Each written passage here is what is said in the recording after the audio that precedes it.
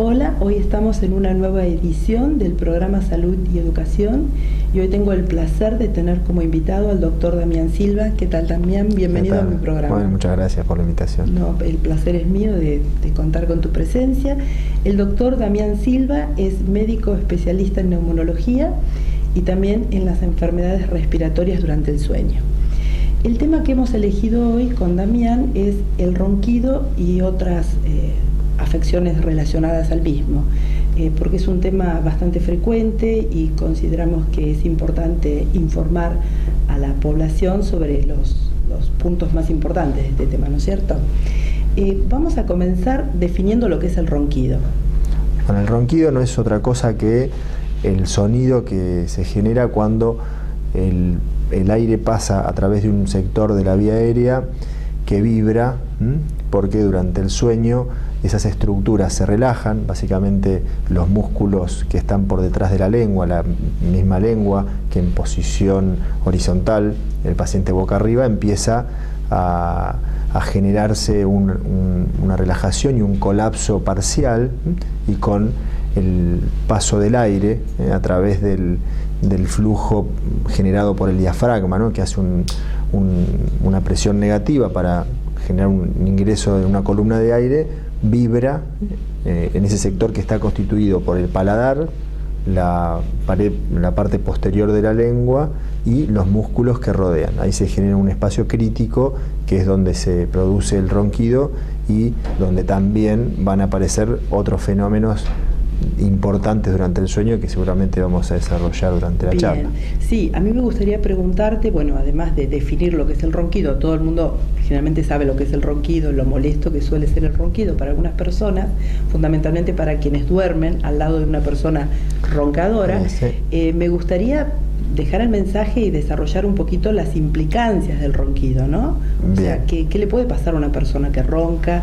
¿Cómo se puede prevenir el ronquido? ¿Qué tipo de adyuvantes puede haber que lo generan o lo potencian? El ronquido, bueno, por supuesto es un problema súper frecuente, es más frecuente en hombres. Se calcula que el 40% de los hombres de más de 40 años tienen este problema. Y si bien es un problema social que a veces genera verdaderos conflictos de pareja, problemas afectivos, no se le reconocen efectos médicos relevantes, ¿sí?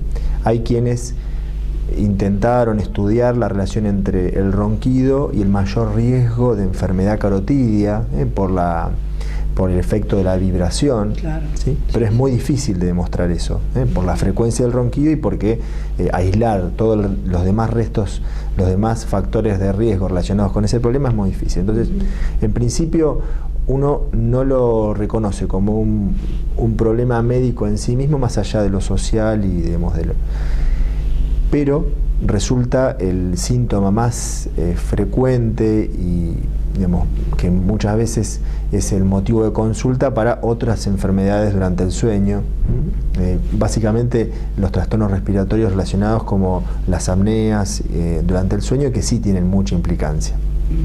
Antes de entrar en ese tema, vuelvo a lo que me preguntaste, si había alguna implicancia, sí, y cuáles son las que ronca.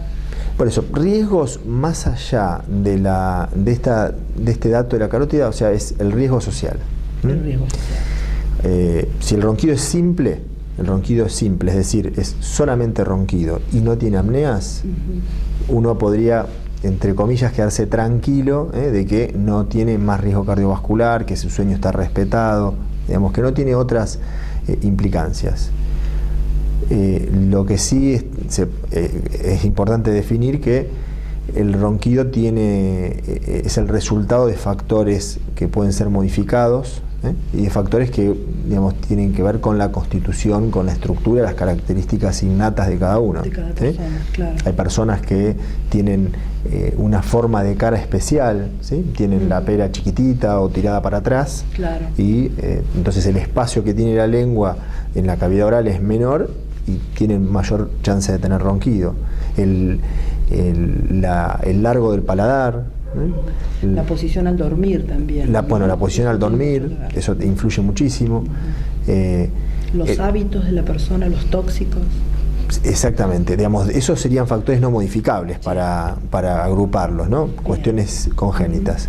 Dentro de los hábitos o de los factores modificables, lejos el más frecuente es el sobrepeso. Hay algunas enfermedades como el hipotiroidismo muy frecuente y algunos tóxicos como el alcohol y las benzodiazepinas, que son ambos depresores del sistema nervioso central. Claro.